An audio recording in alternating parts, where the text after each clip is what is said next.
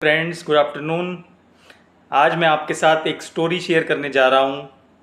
ध्यान से सुनिएगा, बहुत ही अच्छी स्टोरी है और आप ये स्टोरी बच्चों को भी सुना सकते हैं, उन्हें भी ये स्टोरी अच्छी लगेगी। तो एक राजा था, वो भगवान में बहुत विश्वास करता था और रोज़ भगवान के मंदिर जाता, भगवान की पूजा करता। तो एक दिन भगवान ने प्रसन्न होकर उस राजा को दर्शन दिए। राजा अति प्रसन्न हो गया और वो भगवान के चरणों में लेट गया। और राजा ने, जो कि अपनी प्रजा से बहुत प्यार करता था, भगवान से रिक्वेस्ट की कि आप मेरी प्रजा को भी दर्शन दीजिए। लेकिन भगवान ने कहा, मैं उसी को दर्शन देता हूँ जो मोह माया से परे मुझ में विश्वास करता है। लेकिन राजा अड़िग था। राजा ने भगवान को बहुत मनाया कि आप मेरी प्रजा को भी दर्शन दें, क्योंकि मैं अपनी प्रजा से बहुत प्यार करता हूँ। तो अंत में भगवान मान गए और उन्होंने कहा कि कल सुबह 5 बजे मानसरोवर पहाड़ी के पीछे सबको ले आना, मैं वहाँ उन सबको दर्शन दूंगा। तो राजा अति प्रसन्न हुए।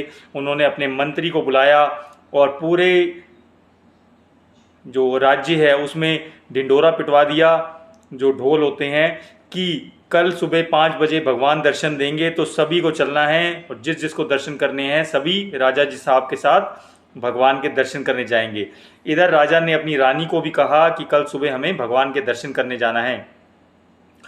तो सभी तरफ ये बात फैल गई। सभी लोग अगले दिन सुबह 3 बजे इकट्ठे हो गए और वहाँ से उन्होंने यात्रा प्रारंभ की, क्योंकि मानसरोवर जो पहाड़ी था उसका रास्ता 2 घंटे का था। तो उन्होंने चलना शुरू किया।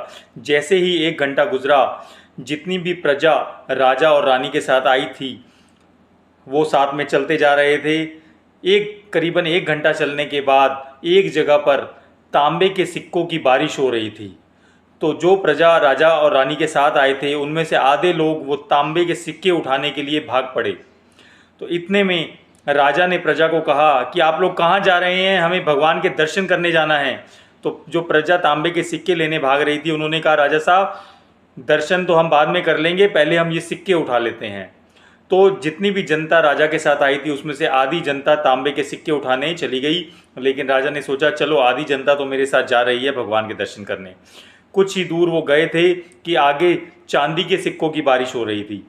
तो जितनी प्रजा राजा के साथ बची थी उसमें से आधे लोग फिर से चांदी के सिक्कों की तरफ भाग गए और उन्हें उठाने के लिए लग गए। तो राजा ने फिर उन्हें कहा कि हमें भगवान के दर्शन करने जाना है, आप ये क्या कर रहे हो। तो उन्होंने कहा कि हमें चांदी के सिक्के उठाने हैं, भगवान के दर्शन तो हम बाद में कर लेंगे। तो अब राजा के साथ थोड़े ही व्यक्ति बचे थे और उनकी रानी बची थी, और वो थोड़ा और आगे गए तो थोड़ा आगे सोने के सिक्कों की बारिश हो रही थी। तो राजा रानी के साथ जितने भी बाकी लोग थे वो सब भी सोने के सिक्के उठाने के लिए भाग गए, और राजा के कहने पर भी कि भगवान के दर्शन करने जाना है वो नहीं रुके। तो अब सिर्फ राजा और रानी ही बचे थे। राजा अत्यंत चिंतित था कि ये क्या हो रहा है, कोई भी भगवान के दर्शन करने नहीं जा रहा, सिर्फ सोने चांदी के पीछे सब लगे हुए हैं।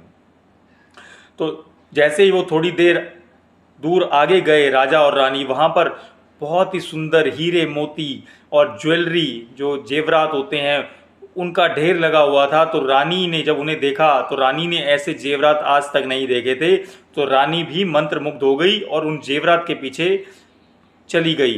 राजा ने रानी को बहुत रोका कि ये जेवरात तो मिल जाएंगे लेकिन भगवान के दर्शन कर लो, लेकिन रानी मोहित हो गई थी उन जेवरात के पीछे और वो भी नहीं रुकी। तो वो जेवरात इकट्ठे करने के लिए चली गई। अब सिर्फ राजा बचा था जो अकेला ही आगे गया और उन्हें भगवान के दर्शन हुए।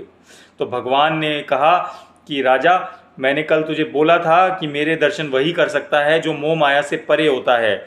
ये सब लोग मोह माया में घिरे हुए हैं, इसलिए इन्हें मेरे दर्शन नहीं होंगे। तो आपको मोह माया से परे होने का ज्ञान प्राप्त हो चुका है, इसीलिए आप मेरे दर्शन कर सकते हो। तो राजा अति प्रसन्न हुआ और उन्होंने भगवान के चरण छुए और ये बात समझ ली। तो दोस्तों, इस कहानी से ये सीख मिलती है कि यदि आपको भगवान में विश्वास है तो विश्वास पूरा कीजिए, और ऐसा ना हो कि भगवान आपको मिलने वाले हों लेकिन आप मोह माया के चक्कर में फंसे रहें। तो ध्यान रखें, मोह माया जरूरी है लेकिन उतना ही जिसके साथ हमें भगवान का नाम भी लेना जरूरी है। तो इस कहानी अच्छी लगे तो और लोगों से शेयर कीजिएगा, और यदि आप भी अपनी कोई कहानी मेरे से शेयर करें जो मैं इस प्लेटफॉर्म पर सभी के साथ शेयर कर दूँ, आप मुझे कमेंट्स में ये कहानी बता सकते हैं। और इस वीडियो को लाइक ज़रूर करें, उससे मुझे पता चलता है कि कितने लोगों को ये कहानी पसंद आ रही है। Thank you so much.